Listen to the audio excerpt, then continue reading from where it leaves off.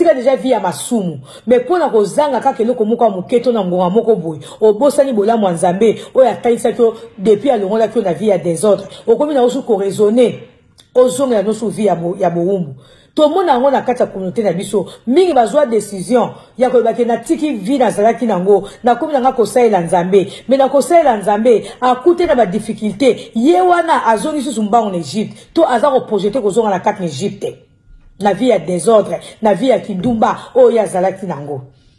Pourquoi? Parce que azui colère. Alobi ndeni nga na yepa nzambe na komi suko zanga mbongo. Ndeni nga na yepa nzambe na mokili kutu nazaki na succès. Ndeni nga na tiki makama mokili. Na tiki misala mokili. Na yepa nzambe succès silinga. Malamu na zonga na kaka na musala mokili nazaki nango. Ebe na kata so sa makambwana.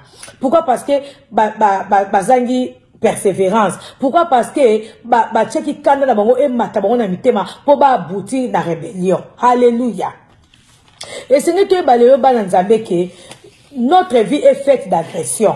Bon mo inabiso et ça na ba agression. Na kat na bon mo inabiso ba accident ezali, ba harcèlement ezali, ba violence ezali, ba divorce ezali. Vraiment na énumérer pas mal de disons d'agression na papier nanga.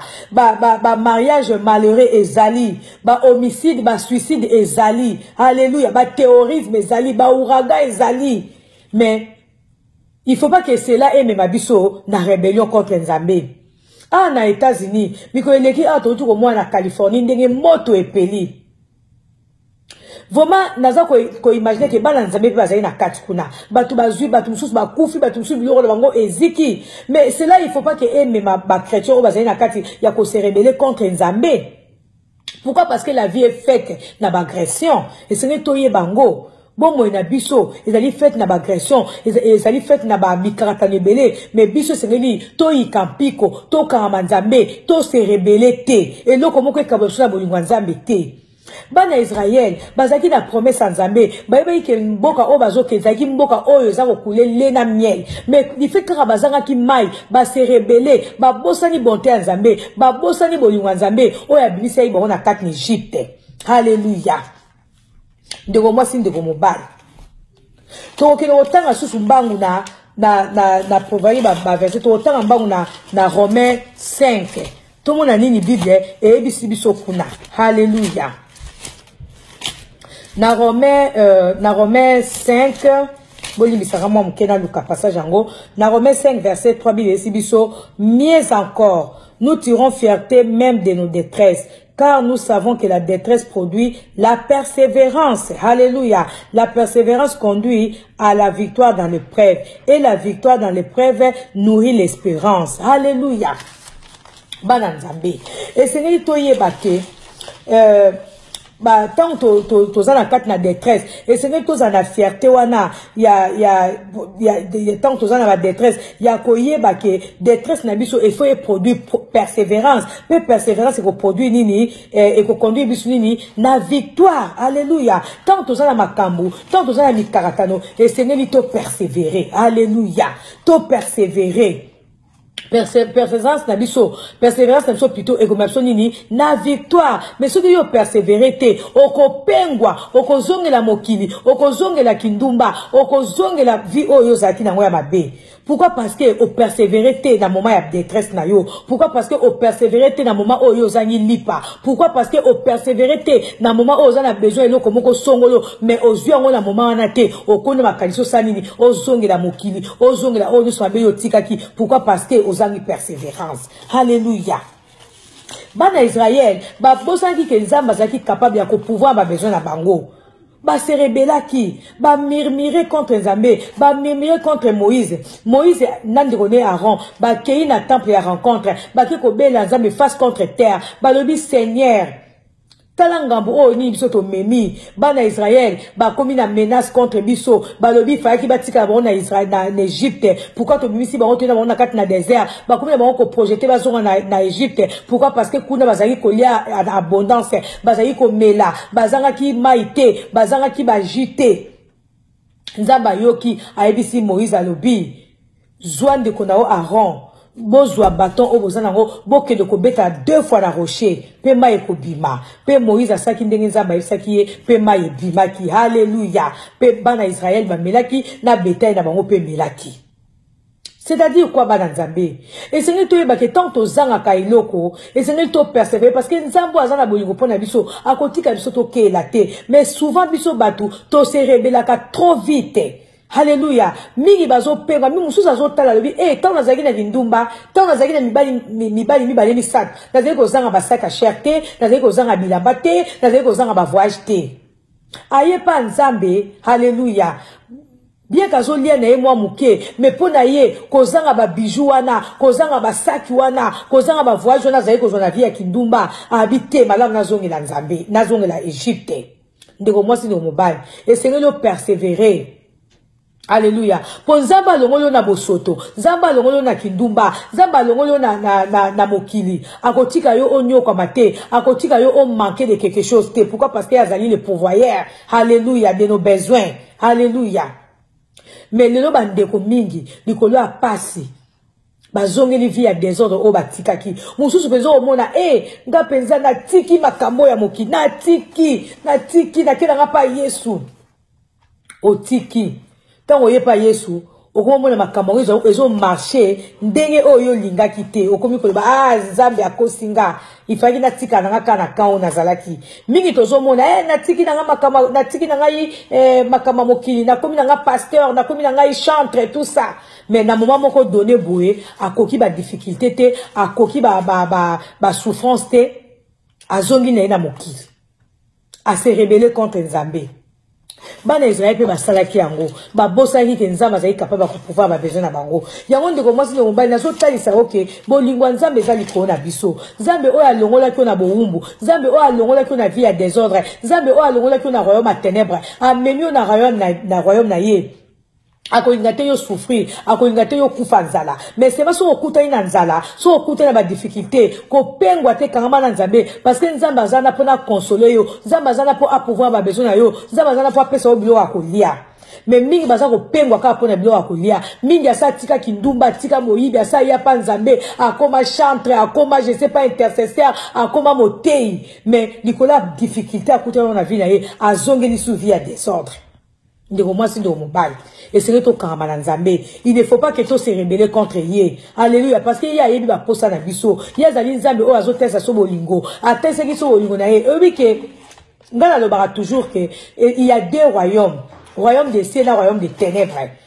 Batu nyonso ba bengami te po ba bima na royaume à ténèbres ba na royaume nzambe parce que les 2 royaumes wana ezana bostenga ya batu na bango batu nyonso ba bengami te po ba ya ba Jésus Christ comme Seigneur et Sauveur donc royaume à ténèbres ezape na batu nango oyo ke ata mukolo moko te ata otei bango le bandeni bako tika la ko bongwama te parce que bazali destiné na perdition.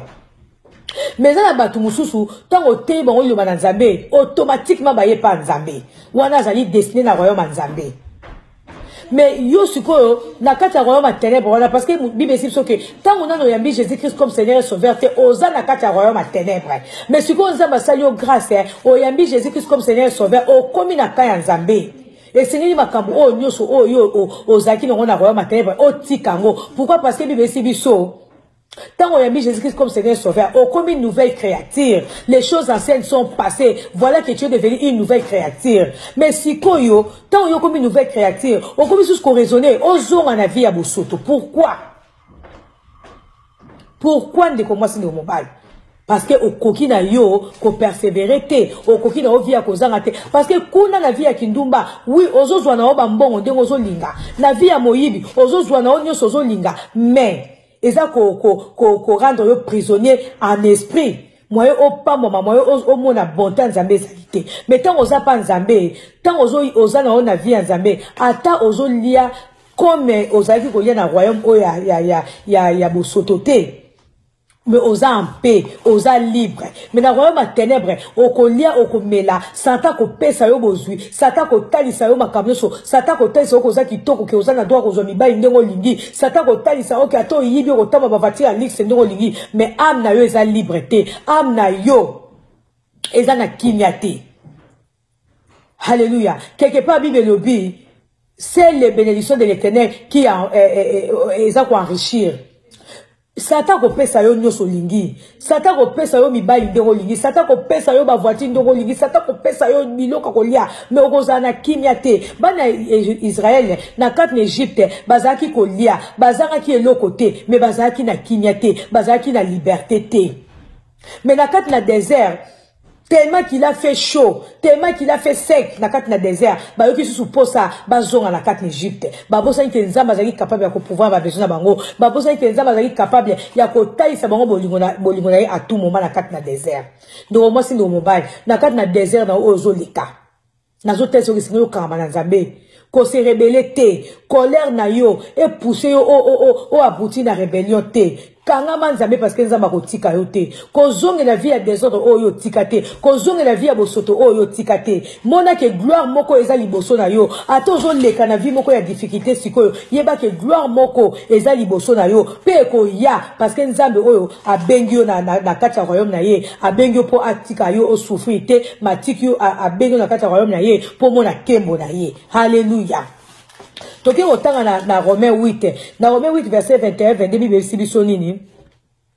Bible sibiso c'est que la création elle-même sera délivrée de la puissance de la corruption qui l'a servi pour accéder à la liberté que les enfants de Dieu connaîtront dans la gloire. Alléluia.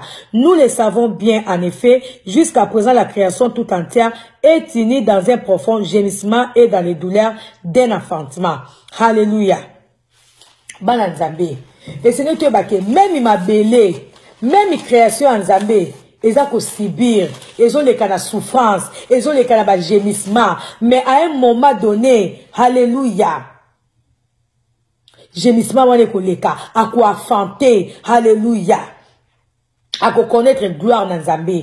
Même ma belé, oh, toujours niata. Ils ont souffrir, création en Nzambe, oh, ils ont souffrir, alléluia. Toujours mona mabele si nakati mabende bakundaka batu bakufa nakati mabele toujours mona biloko nyonso mabe oyo baba je sais pas batu bakundaka na se eza ko souffrir. Alléluia. Même zamba eza ko souffrir parce que na moment mo toujours mona bazamba ezo pela moto. Pourquoi? Parce que ezo supporter chaleur te création nzambe pesa ko souffrir. Mo peut toujours mona mai eza ko souffrir moko mai et tombo kaka eza souffrance. Mais Bible dit so na moment moko hallelujah souffrance wane ko sila création nzambe ko zwa kimia biso pe bana nzambe na moment moko boye toko mona kembo na nzambe na bomo ya biso moment de difficulté ozo le kanango e pengwisa yo te e talisa o stima te place yo uti oso uti na sima nzamba zo mema o liboso tala liboso kozonga sima te ndeko mwasi ndeko mopali. Vraiment, c'est que vie na biso, ils allaient fait na agression. Alléluia.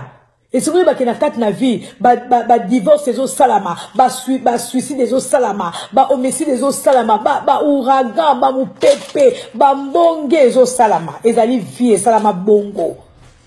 Mais cela ne veut pas dire que si on écoute na mikato na vie na yo, o pengwa, o wanga na Nzambe, o linga, o zonge la mokili, o zonge la makam, o so tikaki. Alléluia. De moi c'est de mon ban. Nzamba za bien. To kama na Nzambe, to se rebeller te. Tant sozo ba tant na yamba ki na Jésus-Christ comme Seigneur sauveur te. Ba faire dans les ko marcher bien.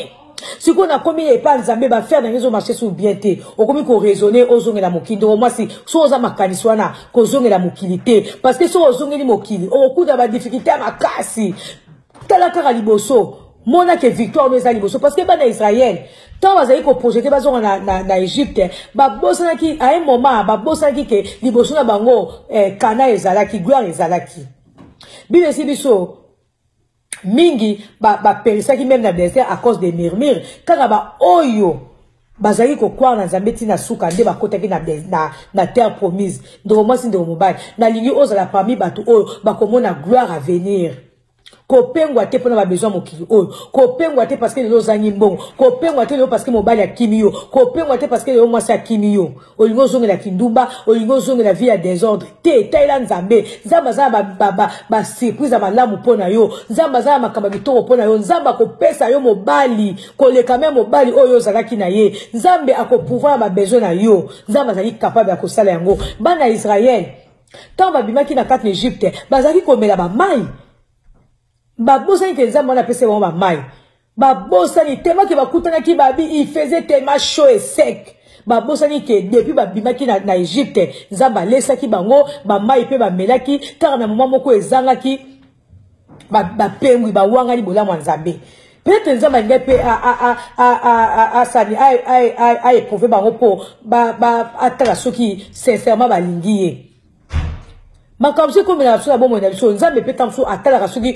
tokokangama yo be tokokangama ete parce que bana Israël à mon avis bazaki na eloko ko pousser bango pengwa te to ba se rebelle parce que bazaki na terre promise liboso na bango faki ba continuer ko kende kaka na mama yo bazangaki ba pengwi ba binzamba kosibiso Moïse kosibiso il faut otika biso kuna na Égypte seki na biso bien alors que na kat Égypte bazaki na bowumbu ndeko mwasi ndeko mobali ko pengwa te pour aux amis je ne sais pas quoi kopengwa te parce que on a besoin moko bozo linganzamba sela o na nozu yango te yikampi ko persévérer alléluia to temps verset suka na Romain ya to tanga déjà na nini to tanga ki déjà na Romain 5 est-ce que ba ici ce que non mieux encore la persévérance conduit à la victoire et c'est que to persévérer pour tout le monde la victoire en Nzambe oza mwasa libala mobile na komi chômeur mobile na zana mbongo te mobile na zone la situation difficile ko pengwa te persévérer pour ceux qui lobi angindi yo mutoko lia bozwina ye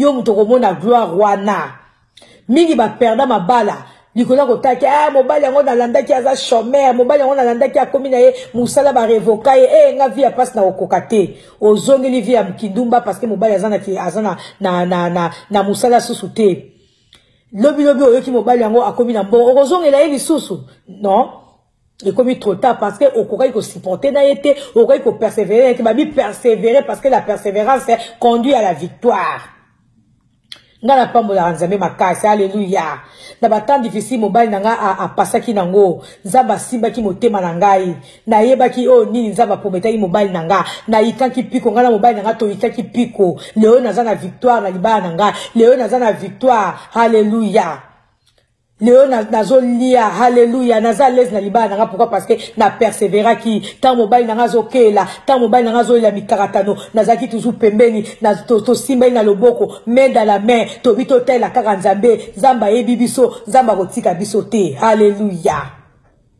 ndo mwasi ndo mobali voisin chez nous ça se passe comme ça adabandoki batelemi escalier talanga nazomata. Shalom, shalom. Comme prévu, Clip Escalier est déjà disponible à Batunion, Subocation pendant 2017 partout. Ah, ndeko Japon Lushima, ndeko Batunion. Pour témoigner qui dans salle vraiment à Mingi, Clip est déjà disponible. Quelle inspiration! Escalier, talanga nazomata. Avec Dieu, nous ferons des exploits. Naba o bazana m'informer, tu informer bino. Ils ont déjà une plateforme sur YouTube. Précisément na site Yandeko Japon Lushima. Botala na YouTube na chaîne nangai soki okoti na YouTube obeti Ndeko JP Lushimba officiel. Oza na besoin ayo kango, oza na besoin ya kobongwana na banzembo Ndeko Japon Lushima. Suko s'abonner na mte na sengi na yo o s'abonner panza clip wana tindela muninga le na WhatsApp tindela muninga na Viber partout na ba réseaux sociaux nyonso bo sunga ngai pona lokumu na nzambe panza yango tokumu nzambe na 2018 na escalier talanga na zomata na ebi nzambe akotombola biso liso likolo parce que but na ye ezaka kateki tomata na posa ya nzambe pona ba vie na biso ezaki totikala nde likolo nzamba pambola bino bo s'abonner massivement na chaîne ya Ndeko Jean-Paul Lushimba vraiment nzamba ko pambola bino escalier talanga na zomata Ndeko Jean-Paul Lushimba nzamba pambola yo soki nzambe amatisi yo kisishi na bino eza matongi na bino eza